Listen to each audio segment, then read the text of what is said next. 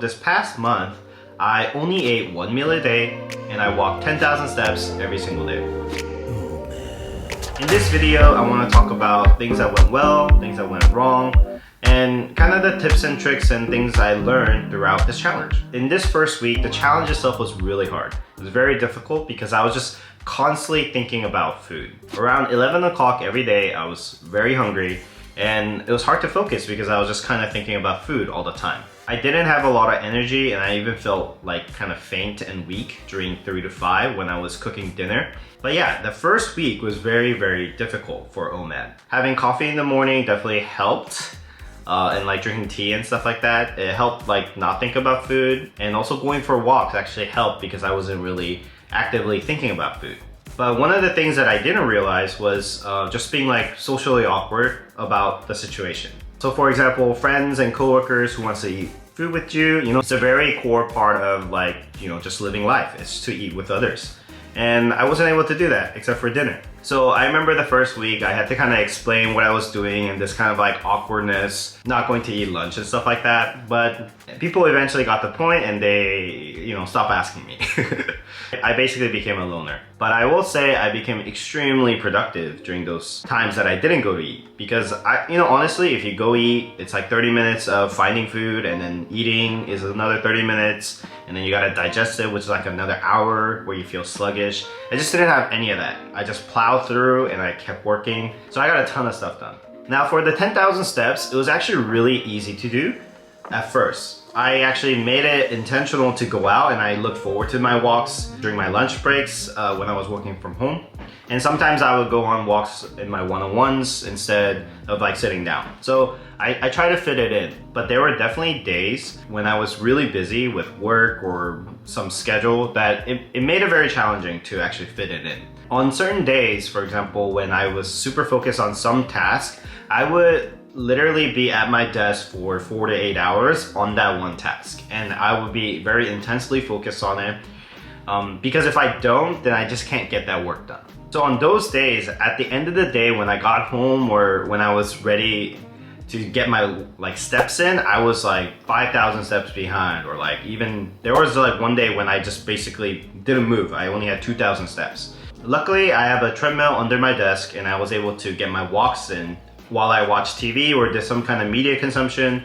And at some point I started just like doing meetings while I was walking, and yeah, I just try to keep incorporating it. Even during my chores when I was watching the kids, taking them to basketball games and things like that, I just ended up walking, which was really great. So for OMAD, the thing that really worked for me was that I could eat anything. I was able to eat ice cream and just whatever I wanted to eat, that I really enjoyed. And it made food taste really amazing every time I ate it. While I was doing this entire challenge, I did some research on OMAD, kind of the science and health benefits of it. I'm not a scientist by any means, but here's some interesting things that I learned. Obviously, eating only one meal a day, it's very easy to be in a calorie deficit. So fat loss is like a very key component. And that was kind of my only goal when I started, but I started to learn about all these other things, like intermittent fasting in itself, it helps you balance your metabolic hormone sensitivity. That's basically, there's like hormones that control your, the feeling of hunger, which is like ghrelin, leptin, and insulin. These are like kind of the things that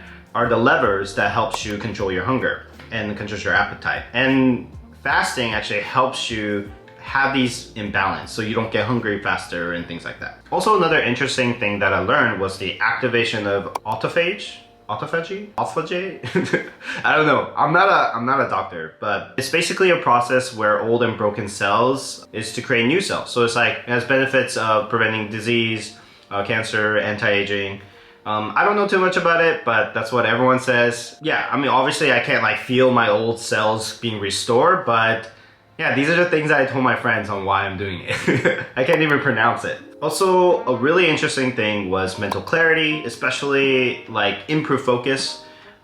Because I think what really happens is it balances your sugar levels because of that whole metabolic increases. You also, practically, you just don't need to digest food throughout the day. But yeah, and there's also studies that I learned about of nootropic benefits. But yeah, it was just mental clarity was a thing. Lastly, one of the things that is not really like a direct health benefit, but it just helped me form like good habits for eating. So like, because I was on this challenge, I didn't eat late at night. I didn't snack on things. Like normally I would watch TV at night and have like a bag of chips. And I just stopped doing that. Those were just not part of the diet, so I just ended up not doing it, even though I really wanted to. Also because of that, I ended up sleeping earlier because I didn't want to be hungry in the middle of the night and then be kind of tempted. So I always try to sleep before I got too hungry. So yeah, like it helped me, like this whole entire diet was like really good.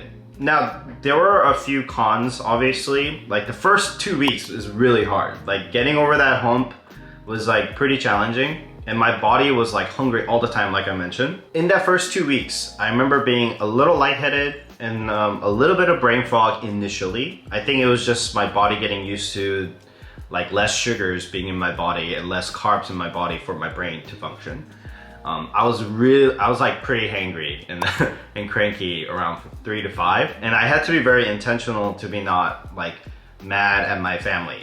And because I have kids, you know, that's always really difficult. But I had to be very intentional that like, look, I'm hungry, I'm hangry, I have to be nice. And socializing is very difficult if you're like only eating dinner. And at one point at the very end, I ended up, because of a situation, I ended up eating a big lunch. And then from then on, I only could eat lunch, which was like even more challenging. So am I going to continue doing this challenge or not? The walking, definitely not. I think personally for my lifestyle, I just can't do 10,000 steps every day. I'm gonna work out every day still, but I actually like lifting weights and getting the pump more than like just walking. It's not really, it doesn't feel like a workout to me. It just feels like I'm just kind of doing something for health, which is good, but not for me. OMAD, on the other hand, I really enjoyed it. It like fits my personality. It fits kind of like what I need for my life. So my plan for OMAD is to kind of like fit it into my lifestyle. So if it's like a day where I know I'm not gonna be really interrupted until like dinner time, I have my own schedule, own control until dinner time, then I'll do it. But the general idea is to continue doing IF at a minimum, and then doing OMAD on days that I feel like I can. I just actually really love everything about it. Like everything I researched about it, everything, all the benefits that I feel directly. I lost like a ton of weight already. And yeah, one day maybe I could actually hit my fitness goals. So here's kind of the result of me doing OMAD in terms of like weight loss. All right, let's see.